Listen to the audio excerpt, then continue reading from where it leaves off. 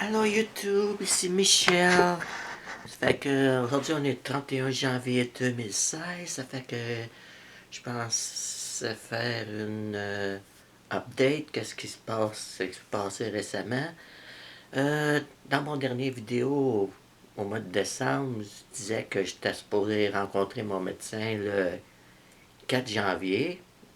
Ben pas mon médecin, le chirurgien pour l'opération le 4 janvier. J'ai été le 4 janvier.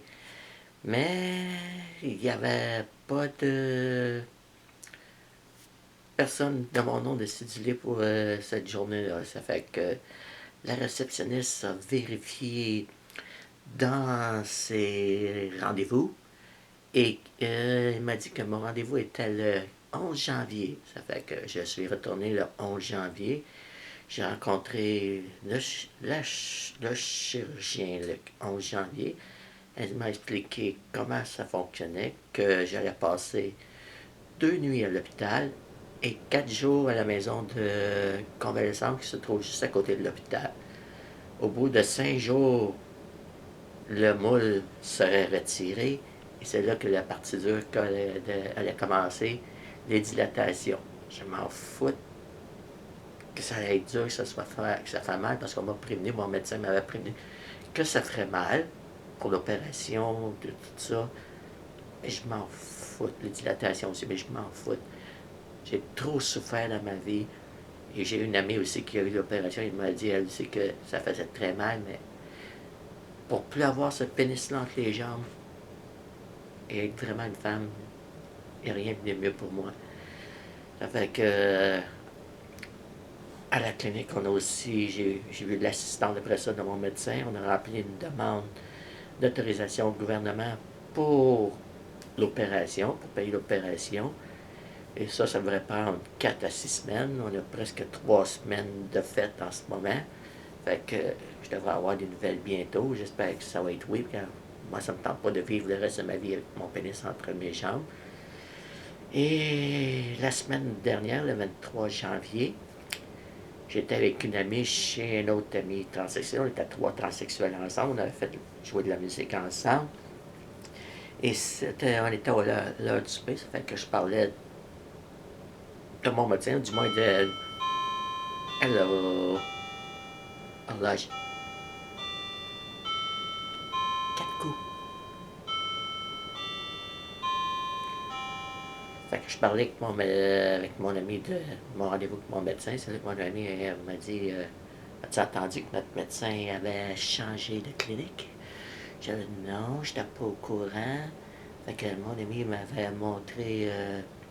m'avait dit qu'elle a eu un courriel. Ça fait qu'elle m'a montré le courriel sur lequel était inscrit le nom de la clinique avec son adresse. Ça fait que le lendemain, j'ai été consulter un forum sur l'Internet pour les personnes transgenres et j'ai écrit son nom à mon médecin et tout de suite, il est apparu un premier thread qui disait qu'elle avait changé de clinique le 4 janvier. On était rendu le 23, le mois quand j'ai eu ça, on était le 24. Et que elle, une patiente et 2 patients de mon médecin avaient toutes les 3 reçu une lettre leur disant qu'elle change de clinique. Moi, j'ai pas eu de lettre, ni de courriel, ni de téléphone. Disons que je me sentais très mal. J'ai très mal dormi pendant une bonne couple de jours. Le dimanche matin, j'ai été sur Internet. La clinique est sur Facebook. Fait que j'ai envoyé un courriel là à la clinique. Et le lundi matin, ben, vu qu'ils n'ont pas répondu tout de suite parce que c'était fermé le dimanche. Fait que le lundi matin, j'ai quand même appelé à la clinique pour savoir parce que c'est mon rendez-vous tenant.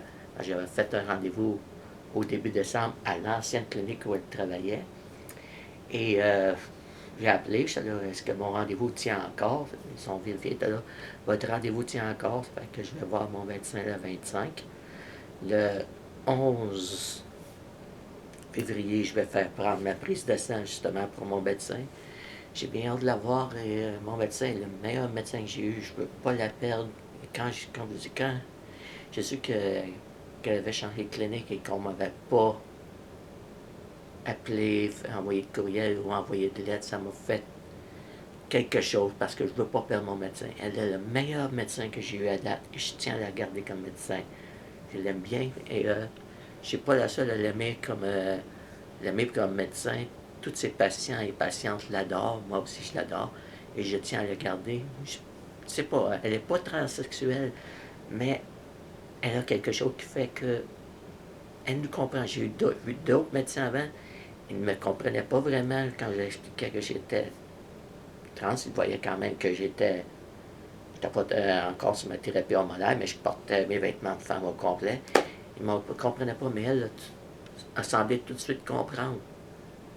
Je sais pas qu'est-ce qu'elle a, pourquoi, mais je l'adore rien que pour ça, parce que je peux me confier à elle tous mes états d'âme et elle ne me juge pas.